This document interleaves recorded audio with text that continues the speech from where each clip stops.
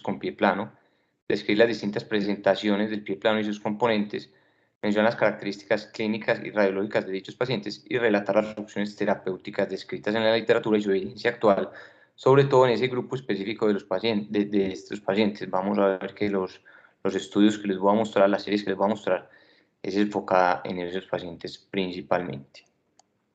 Entonces, para empezar la charla, tenemos que tener unas definiciones claras, y esta es la definición que se tiene en la mayoría de los textos cuando se habla de pie plano. Es cuando se produce un arco longitudinal medial que está bajo o ausente y con un retropié con excesiva alineación en valgo. Pero no es la única definición que tenemos que tener. También, pues, si vamos a hablar de adolescentes, debemos saber qué dice la OMS en cuanto a los pacientes adolescentes, y es ese periodo de crecimiento que se produce después de la niñez y antes de la edad adulta, entre los 10 y 19 años. Entonces, nuevamente les recalco, los estudios que vamos a ver son pacientes que tengan una edad promedio que esté dentro de este rango, que son los pacientes adolescentes, entonces, y qué es lo que corresponde para la charla del día de hoy. Como introducción, el pie plano flexible presenta en la mayoría de los niños y muchos adolescentes. El arco se eleva espontáneamente en la mayoría de los niños durante la primera década. Se dice que aproximadamente a los 3 a 5 años ya empieza a aparecer y la mayoría de los niños empiezan a formar un arco. Sin embargo, a diferencia de la creencia de muchos padres, esto no puede ser creado por fuerzas o dispositivos externos, que es lo que se ha estudiado durante el largo del tiempo. Es importante saber que la gran mayoría van a ser pacientes asintomáticos y van a ser llevados por los padres de manera temprana por un miedo cosmético como tal o por una preocupación a futura. Es la labor de nosotros reconocer esto en estos pacientes asintomáticos, que no es lo que corresponde en la charla de hoy. Simplemente iba a mencionar eso. La gran mayoría son asintomáticos que no se benefician de un manejo profiláctico, simplemente constituyen como una variante anatómica, y que el otro grupo sí son los pacientes sintomáticos, en los que nuevamente vamos a hacer énfasis en la charla de hoy. Es fundamental, precisamente por esos pacientes sintomáticos, conocer las características del dolor, con qué actividades se presentan, si es después de las actividades físicas, y como lo vamos a ver durante la charla, durante el examen físico, encontrar si hay alguna contractura del tendón de Aquiles que pueda ser la fuente del dolor. Esto es otra fuente del dolor fundamental que se debe encontrar. Es importante este grupo etario, los adolescentes, porque pueden ser de dos grandes grupos, desde que ya tengan las fisis, todavía tengan pues las fisis abiertas, o que ya estén muy cercanos al cierre, y esto va a afectar directamente las opciones terapéuticas, como lo vamos a ver. Entonces, por eso es importante hablar de este grupo. Los objetivos del tratamiento, como también vamos a ver, es la resolución del dolor, es el principal objetivo, y ya después vendrá la realineación del pie. Siempre se debe intentar un tratamiento conservador antes de cualquier intervención quirúrgica. Un ensayo, pues por lo menos, se habla en la literatura de por lo menos 6 meses, y ya cuando se habla de manejo quirúrgico, pues la reconstrucción y la selección del procedimiento van a depender o se van a basar en esos hallazgos al examen físico y en los estudios por imágenes. Entonces vamos a desarrollar el tema, vamos a empezar por la epidemiología. Este es un estudio bastante interesante, sobre todo nuevamente en esa población, y es el que encontré con mayor número de pacientes: 825.964 adolescentes, tanto hombres como mujeres, de 17 años. Es un estudio publicado en el 2013, y encontraron una prevalencia de un pie plano que ellos lo clasificaron desde leve a severo, de acuerdo pues al arco longitudinal medial, una prevalencia del 16.2% en hombres y 11.7% en mujeres. Es una cifra pues en hombres un poco más alta de lo que se habla generalmente en la literatura, que se habla hasta del 12, del 14%. Y ellos vieron que esto aumentaba sobre todo con el sobrepeso, con un OR, perdón, hasta de 1.4, y con la obesidad mucho más, con un OR de 1.7. También vieron que la altura era como un factor protector. A mayor altura, menor riesgo, menor desarrollo de pie plano en estos pacientes. Entonces es un estudio, como les digo, sumamente interesante para ver la epidemiología de estos pacientes. Ellos se basaron en ese reclutamiento militar pues en Israel. En cuanto a la patogénesis, hay una clasificación, se habla de un espectro pues como tal del pie plano. Ese espectro es basado en una serie de casos de Harris y Fett del 1947, y nos da tres tipos de pie plano. El más común es el pie plano flexible, que ellos encontraron que eran hasta el 2/3 de sus pacientes, y se componía por un arco completo de movimiento del tobillo y la articulación subtalar, y que eran generalmente pacientes asintomáticos. Esto se va a basar principalmente, ellos se basaban principalmente en si eran flexible o rígido, sobre todo en la articulación subtalar, en la movilidad de la articulación subtalar.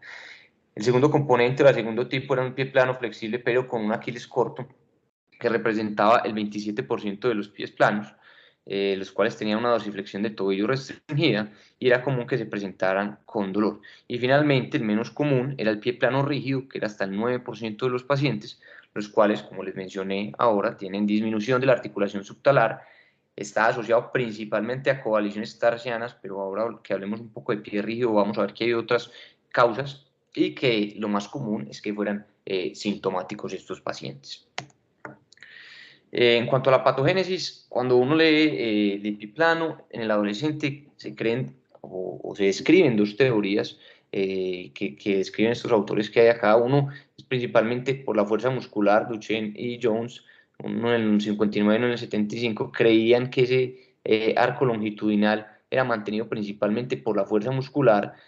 Sin embargo, el otro concepto que se considera en la literatura es el concepto de Basmanian y Osteco, en el cual se considera o se cree la teoría del complejo osteoligamentario, en la cual consideran que la altura del arco está determinado por el complejo osteoligamentario y que la musculatura no va a determinar la forma del pie, va a ser fundamental para la marcha y para el equilibrio, pero no va a determinar la arquitectura como tal del pie. También hay unos estudios como el de Van Eyman en el 69, donde ellos mencionan, hablando específicamente del pie plano, que no se requiere una actividad muscular para sostener el arco de carga de peso estática, que va en relación pues, con la segunda teoría que acabamos de ver. Sin embargo, ellos encontraron que sí se va a requerir una mayor actividad muscular intrínseca, sobre todo para estabilizar las articulaciones transversales del tarso y la subtalar. Eso en los pacientes con pie plano. Entonces ellos mencionan que esos pacientes al requerir esta mayor actividad muscular, podrían presentarse con fatiga y dolor.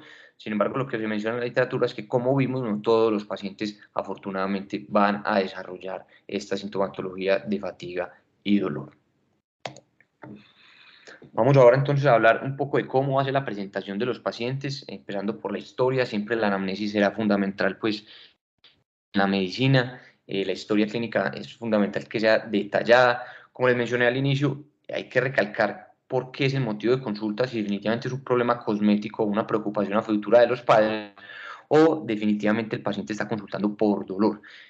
Vamos a ver que hay que identificar esa fuente de dolor, ver las características, pero también es fundamental antes con la anamnesis ver los antecedentes. Si es un paciente con hipermovilidad, esta hipermovilidad se le atribuye esos pies planos flexibles, van a ser característicos o van a ser comunes pues los pies planos flexibles en los pacientes con hipermovilidad. También los pacientes que se presentan con esguinces a repetición, sobre todo en estos pacientes pensar en coaliciones tarsales. Los pacientes que vienen con parálisis cerebral o pacientes con mielomeningocele, fundamental pensar en este grupo de pacientes por aquí, y así el pie plano rígido, a diferencia de los pacientes con hipermovilidad. Entonces, nuevamente, los antecedentes son fundamentales. La sintomatología, como les dije, muy importante ahondar en esa sintomatología, donde se localiza el dolor, y ahí se describen algunas características de esa localización del dolor, si es en el pie plano flexible, en el rígido. En el flexible se habla que la localización más común es debajo de la cara plantar medial del medio pie, y que puede ser también atribuido a un acortamiento del Aquiles, como lo venimos mencionando. Mientras que el pie plano rígido sí puede tener varias localizaciones del dolor, eso de acuerdo pues a su etiología. Puede ser en la parte medial del retropié, en el seno del tarso, que más común, y también en la cara plantar medial del pie. Lo común en estos pacientes es que se presenten con la actividad física este dolor. También es importante ahondar en las desencadenantes, como les digo, la actividad física es lo más común, pero también el uso de calzados, si lo tolera o no, los problemas con la piel, si hay sitios de presión, dónde hay esos sitios de presión, y si el paciente ha tenido tratamientos previos, que también es fundamental a la hora de elegir el manejo definitivo del paciente. A la hora del examen físico, siempre nuevamente un examen muy completo del paciente que evalúe todo el sistema musculoesquelético, y posteriormente un examen específico de pie y tobillo. En los adolescentes es fundamental evaluar las variaciones torsionales y angulares de la extremidad extremidades inferiores. Idealmente hacer todo un perfil rotacional como lo describió esta Heli, para ver de dónde proviene o de dónde puede provenir la fuente del dolor. Siempre evaluar el patrón de marcha y nuevamente la hipomovilidad es fundamental que yo la evalúe y el examen físico lo haga de manera objetiva con lo que conocemos pues con el score de Baton. A diferencia de los adultos, en los niños y adolescentes se habla con un puntaje que sea mayor de 6, a diferencia de los adultos que se habla de mayor de 4. Entonces, siempre todos los componentes del score de Baton, evaluarlo en estos pacientes. A la hora ya de enfocarnos en el pie y en el tobillo, siempre empezar con la inspección, siempre desde anterior y posterior, esto para buscar todos los componentes que tenga el pie plano. Entonces, que veamos el retropié en valgo, el colapso del arco medial, la abducción del medio pie y la supinación del antepié. Como sabemos, está descrito pues clásicamente ese signo de muchos dedos, pero en estos pacientes adolescentes y pediátricos esto se puede ver también en algunas angulaciones o en unas angulaciones rotacionales, pues o algunas alteraciones rotacionales de toda la extremidad. Entonces no es pues patognomónico de un pie plano, siempre buscar todos los componentes. A la hora ya de evaluar el pie, debo buscar pues esa flexibilidad del pie, si definitivamente es un pie flexible o es un pie rígido, y esto nuevamente le recalco, es evaluando la movilidad de la articulación subtalar. Esto lo podría ver desde la postura del pie, cómo se sienta el paciente en la camilla, y se habla que esos pacientes con coaliciones tarsales o con una movilidad articular subtalar disminuida o restringida van a tener una postura del pie en reposo con una mayor dorsiflexión y eversión, como lo vemos en la imagen. Yo debo tratar siempre o debo buscar siempre recrear el arco longitudinal, si soy capaz de recrearlo por diferentes maniobras, y está escrito pues la prueba de elevación de los dedos, una dorsiflexión del alus, que es la prueba de Jack, donde voy a recrear pues el arco longitudinal medial, esto mediante pues, lo que se escribe como el mecanismo del molinete pues, de la fascia plantar. También lo va a recrear mediante la bipedestación en puntas, esto porque va a hacer que lleve una inversión pues, del retropié mediante la tracción del tibial posterior. Y aquí lo vemos pues, representado en este paciente, un paciente de 14 años de edad, que al pedirle que se pare en puntas, bueno, primero lo vemos parado con un pie plano izquierdo rígido, contralateral vamos a ver que es flexible porque tenemos que se pare en puntas, y corrige, miren, el varo pues del derecho, pero el izquierdo persiste en valgo, y nos habla pues de un pie plano rígido en este paciente que es únicamente de un solo lado. Importante también, como les vengo mencionando, la contractura de gastronemios, y es fundamental en estos pacientes evaluar la prueba descrita por Silverskill, donde es fundamental que yo la articulación subtalar la lleve a inversión en posición neutra, porque ya sabemos pues, la deformidad del pie plano, entonces yo la llevo en inversión a que esté en neutro y mantenerla bloqueado a la hora del examen. Empezar con la flexión en rodilla y ver el grado de dorsiflexión dado por la porción más plantar del pie con el eje pues, de la pierna, ver el grado de dorsiflexión que llegue con la rodilla en flexión, y posteriormente, sin permitir alguna movilidad de la articulación subtalar, llevarlo a extensión y evaluar allí entonces la diferencia también o el grado de dorsiflexión. Si tenemos limitación con la dorsiflexión durante la flexión de rodilla, hablamos que hay una contractura pues, del músculo sóleo porque va a estar relajado el gastrocnemio, pero si hablamos en extensión ya va a estar contractura de todo el complejo. Inclusive algunos autores pues, o se describen unos valores específicos donde si hay menor de 10 grados de dorsiflexión, tanto en flexión como en extensión, hablamos de una contractura pues, de todo el complejo, pero si hay mayor de 10 grados de dorsiflexión en flexión, pero esto no se consigue en extensión, hablamos contractura principalmente del gastrocnemio. Esto es fundamental que nosotros lo evaluemos de manera detallada o específica, porque va a tener implicaciones en el manejo, y no solo lo vamos a evaluar en el momento del examen físico, del diagnóstico inicial, de la presentación inicial, sino que como lo vamos a ver también después de algún procedimiento quirúrgico, para ver si hay que agregar o no alguno de tejidos blandos.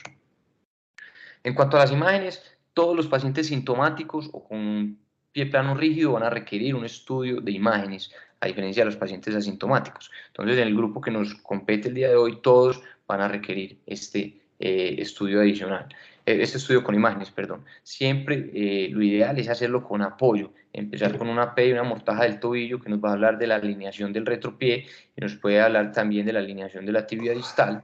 También vamos a agregar una AP de pie donde yo voy a ver la abducción del medio pie, sobre todo por ese ángulo AP del primer metatarsiano con el talo.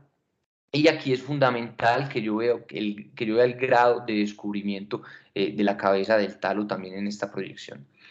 Una lateral de pie, donde se escribe pues el ángulo de Meri o el ángulo dado por el primer metatarsiano con el tarso, que Meri lo escribió que idealmente de 0 grados, pero si está pues con una angulación o con una convergencia plantar, eso nos va a hablar pues de que hay un pie plano. También hay algunos autores que hablan específicamente de unos ángulos. Si hay mayor de 4 grados de convergencia plantar puede ser algo más objetivo, y de acuerdo a eso también hablan una clasificación, si es leve, menor de 15 grados, moderado de 15 a 30 grados o severo, mayor de 30 grados. También vamos a ver en esta proyección lateral la inclinación del calcáneo o el calcaneal pitch, donde si hay una flexión del calcáneo, como lo vemos aquí en la imagen, también nos habla pues de un pie plano. Fundamental también en las radiografías laterales buscar algunos signos de coalición tarsal. Lo más común es que se dé una coalición tarsal, sobre todo en los pies rígidos, hasta el 90%, es talocalcánea y calcáneo navicular. Entonces hay unos signos radiológicos para estas coaliciones, como es el signo de la C para la coalición talocalcánea y el signo del oso hormiguero, por esta lengüeta que lo podemos ver acá, como una lengua de un oso hormiguero, para el calcáneo navicular. Entonces siempre buscar eso en las radiografías y siempre adicionalmente en las radiografías buscar un oso navicular que también podría estar asociado a un pie plano. En cuanto a imágenes especiales, se describe, sobre todo si yo estoy pensando en un pie plano rígido o si el examen físico sospecha un pie plano rígido, adicionar una oblicua de pie con 45 grados de rotación externa, como lo vemos aquí, fundamental como lo vemos para evaluar una coalición calcáneo-navicular. También está descrita la proyección de Harris, esto para ver la alineación del retropié, donde tiene 45 grados de inclinación, pues el rayo, pero también podría ser fundamental para ver coalición talocalcánea. Y el TAC se escribe, pues reservarlo para la confirmación de esa coalición, sobre todo en los pacientes que ya estén cercanos a la madurez esquelética o que ya tenga signos de calcificación de esa coalición. Los pacientes que estén más inmaduros esqueléticamente, para ellos se describe el uso de resonancia para ver estas coaliciones. Esto lo debo individualizar para pues, cada paciente, de acuerdo a su madurez esquelética y la edad, en este grupo de adolescentes. Aquí lo vemos pues con una tomografía de apoyo para objetivar esta coalición.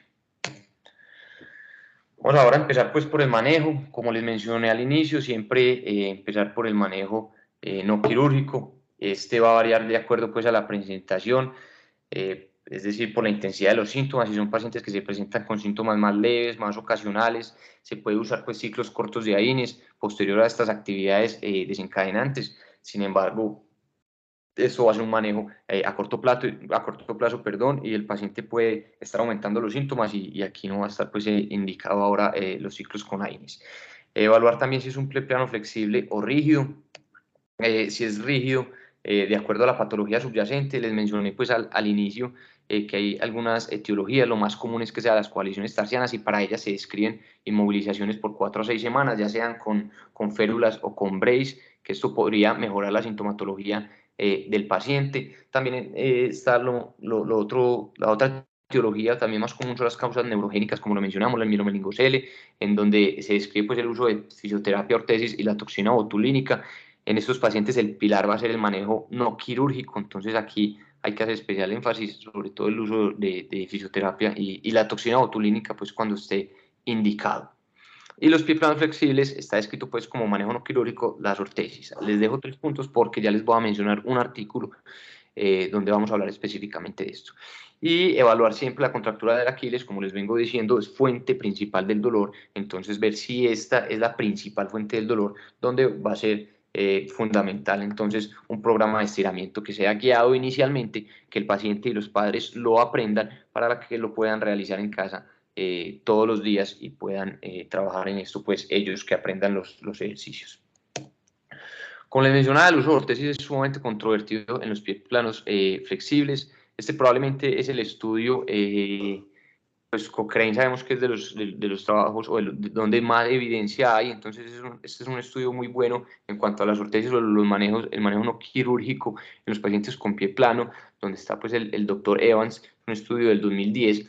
Ellos, después de una revisión muy juiciosa, encontraron que no hay suficiente evidencia que respalde el uso de ortesis que sean personalizadas en el calzado para el tratamiento del pie plano sintomático y que la intervención con ortesis de pie tiene pocos efectos secundarios, que su elección óptima sigue sin estar clara y faltan implicaciones a largo plazo.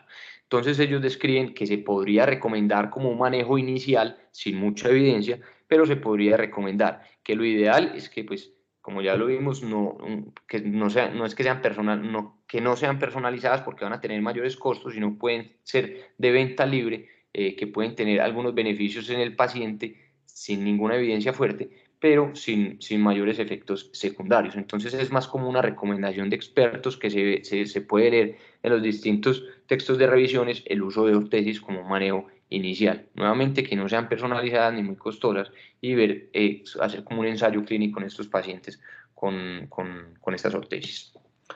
Ahora pasando entonces al manejo quirúrgico, las indicaciones se hablan vamos a empezar hablando principalmente por el pie plano flexible, el pie plano rígido, les tengo algunas cosas al final, pero vamos a hablar principalmente del pie plano flexible, donde hay mayor controversia y donde hay mayores procedimientos. Las indicaciones es un tratamiento que no quirúrgico que no tenga éxito tras 6 meses, tras un ensayo de 6 meses, que sea completo de acuerdo a las causas, de acuerdo a la sintomatología que acabamos de mencionar, y que los síntomas del paciente interfieran con sus actividades cada día. Los objetivos, también lo mencionamos al inicio, van a ser la resolución o reducción de los síntomas y una realineación del pie. Múltiples procedimientos descritos, las cirugías de tejidos blandos, osteotomías, artrorisis o artrodesis. Les voy a mencionar características de cada una y algunos trabajos, sobre todo, como les dije al inicio, en la población adolescente de estos trabajos. En cuanto a cirugías de tejidos blandos, aquí no vamos a ahondar, porque lo que principalmente se escribe en la literatura es que al inicio se intentaban únicamente cirugías de tejidos blandos en estos pacientes y no tenían grandes éxitos, principalmente pues transferencias tendinosas, alargamientos o plicaturas, se trataban como único tratamiento y no tenían, las series no mostraban grandes resultados en estos pacientes. Entonces estas cirugías de tejidos blandos se han ido relegando, se han ido reservando para procedimientos concomitantes a cualquiera de los otros 3 adicionales. Entonces vamos a empezar por la artrorisis, aquí hay gran controversia, pero como les mencioné, solo vamos a decir algunas características y unas series, pues sobre todo en pacientes en el grupo que nos compete el día de hoy. Los objetivos de la artrorisis es restablecer el arco medial del pie, esto mediante, pues, limitando el movimiento de la articulación subtalar, que no la bloquee completamente. Y esto finalmente pues va a hacer que se limite la pronación a través de sus 3 componentes, la eversión del calcáneo, la aducción del talo y la flexión plantar. Vamos que hay 2 principales mecanismos para la artrorisis, algunas trabajan en las 3, algunas en uno solo de ellas. El primero es el bloqueo de impacto del calcáneo, o lo que se conoce, se describe pues en la literatura como el calcáneo stop, donde se inserta un vástago en el seno del tarso, como lo vemos en la imagen, y un proceso, una cabeza en el proceso lateral del talo. Esto va a limitar pues su deslizamiento anterior y por ende su rotación interna, como lo vemos aquí en la imagen, que conoce como el calcáneo stop. Y el segundo, probablemente uno de los más usados, son el autobloqueante, donde se inserta pues en el seno del a lo largo pues, de su eje principal, eso sostiene el cuello del talo, evitando el contacto pues, con el proceso lateral y el piso del seno del tarso, y así limitar entonces la aducción del talo y la flexión plantar. Nuevamente, trabajando en los 3 componentes que acabamos de mencionar. Entonces, en cuanto a series, esta probablemente sea la serie más importante que encontré en este grupo etario, en este grupo de pacientes. Es una serie publicada el año pasado, una revisión sistemática, perdón, e incluyó 17 estudios, 1.864 pies planos flexibles, con una edad promedio de 12 años. Entonces, es la que les quise traer. Como les digo, de artrolisis hay mucha literatura, pero en el grupo específico de adolescentes no hay tanta o no tan de buena calidad. Este probablemente sea lo mejor que encontré y por eso se los quise traer, lo mejor que encontré pues en mi revisión. Nuevamente, edad promedio de 12 años, incluyó 8 estudios de artrosis subtalar y 9 de calcáneo stop, con un seguimiento promedio a 72 meses, que no es un seguimiento pues tampoco muy largo. Estos son los autores, son un grupo italiano, y ellos encontraron en los resultados que todos los estudios mostraron diferencias estadísticamente significativas entre evaluaciones pre- y posoperatorias del dolor y cambios radiológicos, con buenos resultados en los dos grupos o en los dos procedimientos y sin grandes diferencias entre ellos. La única diferencia que ellos encontraron estadísticamente significativa era las tasas de complicaciones, que era de 9.7% en la artrosis subtalar y 7.2% en el calcáneo stop. Entonces ellos hablan que ambos procedimientos son técnicamente válidos para el tratamiento del pie plano flexible juvenil, pero que el calcáneo stop fue superior en pacientes obesos y deportistas y sin tantas complicaciones como la artrosis subtalar. Continuando ahora entonces con las osteotomías, el objetivo de las osteotomías es realinear el pie sin sacrificar pues esa movilidad a diferencia de la artrosis, ni arriesgar el desarrollo de artrosis temprana, esto mediante un abordaje pues, biológico que no depende pues, de los tejidos blandos, como lo venimos mencionando.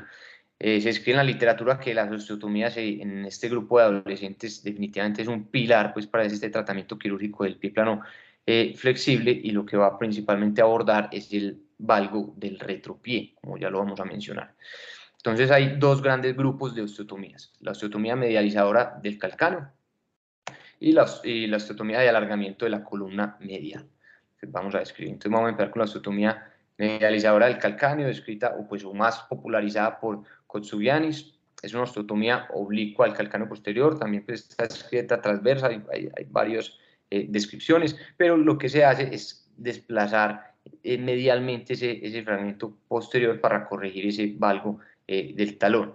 Es importante hacer énfasis en esto, cuando, pues, por hablar un poco de Peli, y es que no corrige, pues el CORA no corrige la mala alineación como tal, pues, de la articulación subtalar, sino que va a formar otra deformidad compensatoria para mejorar esa angulación en valgo. Entonces es algo de los que se critica esta osteotomía, que no trabaja directamente en el CORA, sino que crea otra deformidad compensatoria.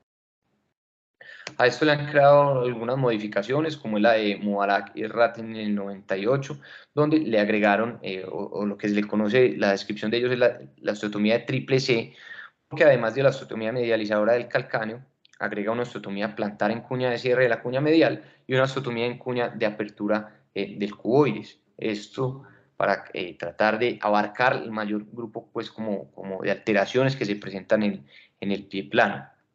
Nuevamente creando deformidades pues, en el retropié, en el medio pie, que no son directamente en el CORA, pero que van a compensar pues, la deformidad en valgo de inversión del retropié. Finalmente, la más descrita o probablemente la más usada en las diferentes revisiones o estudios de revisiones que se encuentran a decir, está el alargamiento de la columna medial, descrita por Evans y también popularizada por el doctor Mosca, donde ellos describen, o el doctor Evans la explicaba porque consideraba que la columna lateral era más corta que la medial en estos planos flexibles. Entonces quería dar una corrección simultánea del valgo del talón, de la inclinación talonavicular y de la subluxación lateral del navicular en la cabeza pues, del talón. Esto, como lo vemos, con una osteotomía entonces de alargamiento del calcáneo y con aplicación pues, de un injerto para alargar esa columna medial.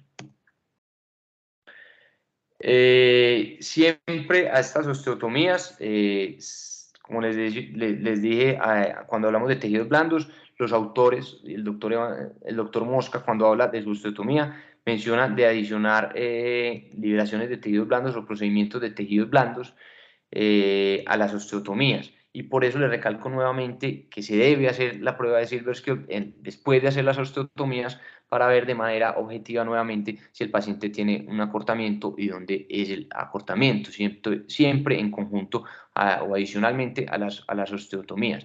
Y de acuerdo a eso, ver dónde se va a hacer el alargamiento de este complejo. Si ya lo mencionamos, pues de acuerdo a la prueba, si es simplemente pues del sóleo o si es de todo el complejo, pues sobre todo el Aquiles, lo que más es que pues se hace un Strayer en estos pacientes o un Baumann, o si está de todo el complejo, un Vulpius, es lo que más se describe en las distintos artículos de revisión para estos pacientes adolescentes. En cuanto a osteotomías, vamos a ver también entonces algunos artículos, algunas series. Esta es empezando con una revisión sistemática publicada en el 2017 para ver la osteotomía pues, del alargamiento de la columna lateral, perdón, no sé si ahora dije medial, es de la columna lateral. 7 estudios, 103 pacientes, una edad promedio de 13 años, un seguimiento promedio a 70 meses. Ellos encontraron que había una mejoría radiográfica estadísticamente significativa, principalmente con un ángulo de inclinación del calcáneo y del talo del primer metatarsiano lateral, y vieron la escala de hojas con un preoperatorio de 58 que mejoró hasta un 92.25. Sin embargo, ellos encontraron algunas complicaciones, una tasa de complicaciones importantes, sobre todo de no consolidación o de pseudoartrosis en esos pacientes que llegaba a ser hasta el 17.5%, y también lesiones neurológicas, que no es una cifra para no considerar. Entonces, buenos resultados, pero tasas de complicaciones importantes. En cuanto a osteotomías, este también es un trabajo sumamente importante del 2012 de este autor Morelda, pero también donde está el doctor Mubarak, donde quisieron comparar, es un estudio retrospectivo y comparativo, quisieron comparar las dos osteotomías que les acabo de mencionar, la escrita por Mubarak o la triple C y la de Evans Mosca, del alargamiento de la columna. 21 pacientes con osteotomía triple C, 21 pacientes con osteotomía pues, del alargamiento de la columna. Evaluación en 12 parámetros radiológicos, que es estos que les pongo acá, múltiples parámetros se evaluaron, y la funcionalidad por la escala del American College of Foot and Ankle Surgeons. Ellos encontraron, entonces, después de estos múltiples parámetros, encontraron que ambas técnicas obtienen buenos resultados clínicos y radiográficos. Nada más encontraron dos diferencias en dos de estos parámetros radiológicos, diferencias estadísticas en dos de estos parámetros radiológicos, por lo que ellos hablan que la osteotomía del alargamiento del calcáneo lleva una mejor relación del navicular con la cabeza del talo,